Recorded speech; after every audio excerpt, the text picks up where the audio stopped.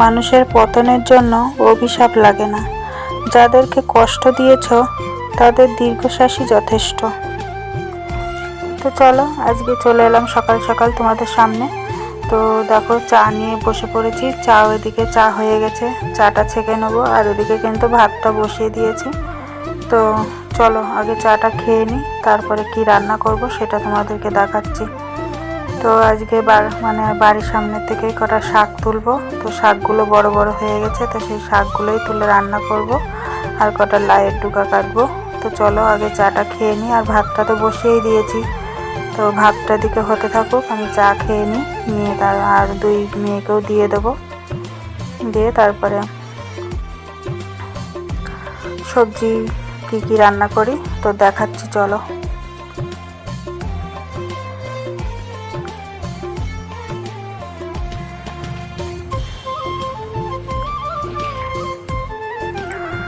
তো দেখো যে চা খেয়ে নিয়েছি, ভাতটা ওদিকে ফুটে উঠেছে। তো ভাতের জোরটা কমিয়ে দিয়ে তো শাকটা দেখো তুলতে চলে এলাম। তো কত সুন্দর শাকগুলো হয়েছে দেখেছো। তো এর ভিতরে না অনেক পোকাও লেগে গেছে পাতাগুলোই। তো যে পাতাগুলো পোকা লেগে গেছে ভাবছি কেটে কেটে ফেলে দেবো। আর গেটের সামনে যে শাকটা হয়েছিল ওটাও কিন্তু তুলে একেবারে গাছ শুদ্ধই তুলে নিয়েছি, নয়তো একদম গেটের সামনেই ঝাঁকড়া হয়ে যাচ্ছে। তো এটা তুলে নিয়েছি। আর দেখো ছোট ছোট ঘাস শাকের মধ্যে কিন্তু আছেই।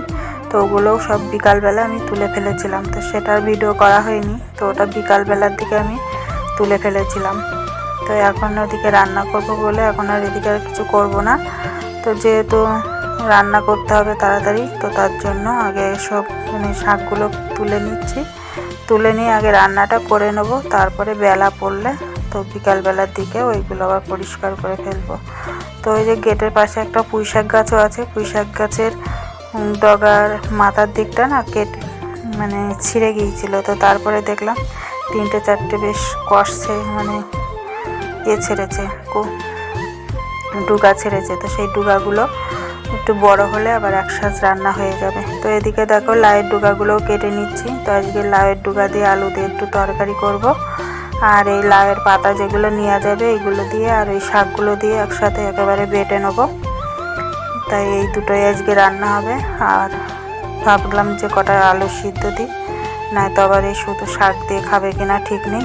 তো লাউয়ের ডুগার ঝোল তো পিয়া খাবে, ও তিশা আবার খাবে না, ওই জন্য আবার ওই কটা আলু সিদ্ধ দিয়ে দিয়েছি। তো আলু সিদ্ধ দিয়ে আর এই শাক বাটা করব, তো এটা দিয়েই খেয়ে নেবে তিশা। তো চলো এদিকে দেখো সবজি আমি কাটতেও বসে গেছি। তো শাকটা তো আর কাটা লাগবে না, শাকটা যেহেতু আমি মিক্সারে বেটে নেব। তো একটু কড়াইতে দিয়ে নাড়াচাড়া করে নিয়ে জলটা শুকিয়ে নিয়ে তো তারপরে কিন্তু আমি মিক্সারে বেটে নিই। তো এবার বেটে রান্না করলে কিন্তু খুবই ভালো লাগে খেতে। তো তিশা একটু এই বেটে রান্না করলেই খায়, নয়তো খেতে চায় না। তো এই জন্যই এখন কিন্তু বেটেই রান্না করি। দেখো এত গরম পড়ছে, গরমে এখানে রান্না করতেও পারছি না। ওই জন্য আবার দেখো স্ট্যান্ড ফ্যানটা ছেড়ে দিয়েছি, নয়তো এখানে বসতেই পারছিলাম না। আজ আবার সে পরেছি শাড়িটাও একটু মোটা, ব্লাউজটাও একটু মোটা। এত গরম লাগছে এখানে, গরমে এখানে থাকতেই পারছিলাম না। ওই জন্য ফ্যানটা ছেড়ে নিয়েই বসে পড়েছি। তো আজকে ফ্যান ছেড়ে দিয়ে রান্না করছি। তো দেখো এখানে দেখো এই যে ওই তোমার এই লাউয়ের ডুগা আর আলুটা দিয়ে তরকারি করব। তো এই গরমে ওই জন্য বড়ি দিলাম না, বড়ি দিলেও ভালো লাগে তরকারিতে। আগে তো রান্না করেছি বড়ি দিয়েই, দেখেছো। তো যারা নতুন আসছো তারা তো জানো না কী করে রান্না করি। তো এতে কিন্তু আমি কোনো মশলা দেবো না। তো এতে বড়ি দিলে বড়ি ভেজে নিয়ে তুলে রেখে এই যে পেঁয়াজ আর কালো জিরে ফোড়ন দিলাম। আর দেখো আলু আর এই যে ডুগাটা দিয়ে দিলাম। এবার এটা একটু ভাজা ভাজা করে নেব।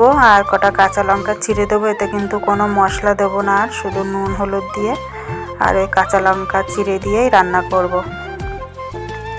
এতে জিরে সর্ষে বেটে দিয়ে করলেও হয়, শুধু সর্ষে বাটা দিয়ে করলেও হয়, ভালো লাগে। কিন্তু আমি আর ওসব কিছুই দেবো না। তো চলো এইভাবেই ঝোলটা রান্না করে নেব। রান্না সেরকম কিছু দেখাইও নি, এই একটুখানি করেই দেখানো পড়েছে। তো চলো এটা কিন্তু আমি পাতলা ঝোল করব একটু। তো পাতলা ঝোল করলে বেশ ভালোই লাগে ঝোলটা খেতে। তো চলো আর এর মধ্যে একটু মিষ্টি দেবো, যেহেতু লাউয়ের পাতা মানে লাউয়ের ডুগা তো একটু মিষ্টি দিলে বেশ ভালো লাগে ডুগায়। তো একটু মিষ্টি দেবো, মিষ্টি দিয়ে তার একটু ঝোলি নামাবো, একটু ঝোল রেখে দেবো। তো চলো ঝটপট রান্নাটা সেরে নিই। আর সকালবেলা এই গরমে রাত্রে ঘুমাতেই পারছি না, আর সকালে উঠতে তো প্রতিদিনই দেরি।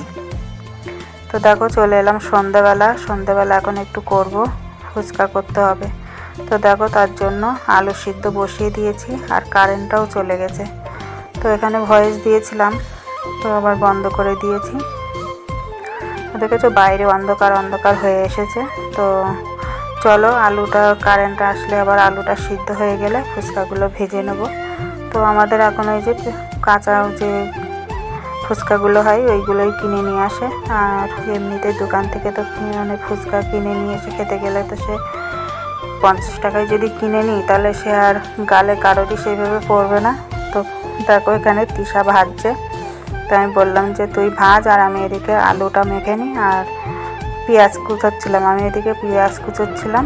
তো আর দেখো এই যে টক জলটাও মেখে নিয়ে গুলে নিয়েছি, আর এই যে আলু সিদ্ধটাও মেখে নিয়েছি, ওর মধ্যে কিন্তু কাঁচা ছোলা দিয়েছি। আর এই যে ফুচকা, দেখো তিশা বলে আমি আজকে কিন্তু ভাত খাবো না, আমি ফুচকা খেয়েই থাকবো। তো বেশি করে এই জন্য ফুচকা ভেজে নিয়েছে। আর এদিকে দেখো বুড়োনও কিন্তু খাচ্ছে। তো আমরা খাচ্ছি আর বুড়োনো খাবে না, তা কী করে হয় বলো।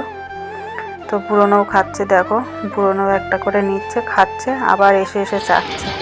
ওই যে। তো চলো ভিডিওটা আর বেশি বড় করব না, এই পর্যন্ত রাখছি। আবার আসবো একটা নতুন ভিডিও নিয়ে। তোমরা সবাই সুস্থ থেকো, ভালো থেকো, সাবধানে থাকো এই গরমে। তো আজকের মতো টাটা।